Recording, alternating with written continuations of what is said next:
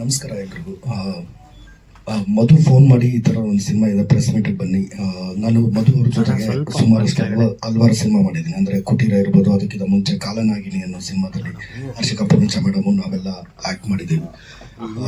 ಅವರು ಫೋನಲ್ಲಿ ಒಂದು ಲೈನ್ ಹೇಳಿದ್ರು, ನನ್ನದು ಒಂದು ಖಳನಾಯಕ ಅಂದರೆ ನೆಗೆಟಿವ್ ಶೇಡ್ ಕ್ಯಾರೆಕ್ಟರ್ ಇರುತ್ತೆ ಅಂತಂದರು. ಅದಾಗಿ ಪ್ರೆಸ್ ಮೀಟಿಗೆ ಬಂದೆ, ಈ ಪೋಸ್ಟರ್ ಲಾಂಚಿಗೆ ಬಂದೆ.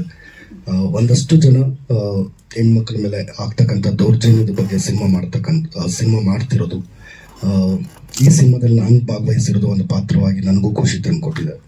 ಹಾಗೆ ಹರ್ಷಿಕಾ ಮೇಡಮ್ ಅವರು ಈ ಸಿನಿಮಾ ನಿರ್ದೇಶನ ಮಾಡ್ತಿರೋದು, ನಾನು ಇಷ್ಟು ವರ್ಷದಲ್ಲಿ ಒಂದು ಮಹಿಳೆ ನಿರ್ದೇಶನ ಮಾಡ್ತಿರೋ ಸಿನಿಮಾ ಇದರಲ್ಲಿ ನಾನು ಫಸ್ಟ್, ಅಂದರೆ ಒಬ್ಬರು ಮಹಿಳೆ ಒಂದು ಸಿನಿಮಾ ಮಾಡ್ತಿರೋದ್ರಲ್ಲಿ ಫಸ್ಟ್ ವರ್ಕ್ ಮಾಡ್ತಿದ್ದೀನಿ. ಆಲ್ ದ ಬೆಸ್ಟ್ ಮೇಡಮ್, ಒಳ್ಳೇದಾಗಲಿ.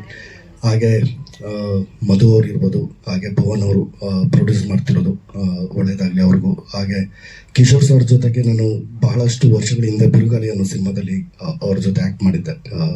ಮತ್ತು ಈ ಥರ ಅದ್ಭುತ ನಟರ ಜೊತೆ ಯಾವಾಗ ಆ್ಯಕ್ಟ್ ಮಾಡ್ತೀನಿ ಅನ್ನೋದು ಒಂದು ಕುತೂಹಲ ಇತ್ತು. ಆಮೇಲೆ ಕಿಶೋರ್ ಸರ್ ಈ ಸಿನಿಮಾದಲ್ಲಿ ಆ್ಯಕ್ಟ್ ಮಾಡ್ತಿದ್ದಾರೆ ಅಂದಾಗ ಬಹಳನೇ ಸಂತೋಷ ಆಯಿತು.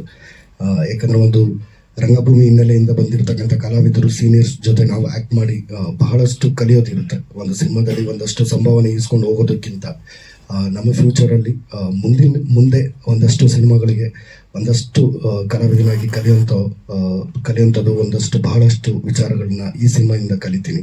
ಯಾಕಂದರೆ ಈ ಥರ ಸಂಭಾವನೆ ಸಿಗುತ್ತೆ ಸರ್, ಅದು ಇದಕ್ಕೆ ಮುಂಚೆ ಹೆಂಗಿದ್ರು ಹೌದು. ಹಾಗಾಗಿ ಸಂತೋಷ ಸರ್.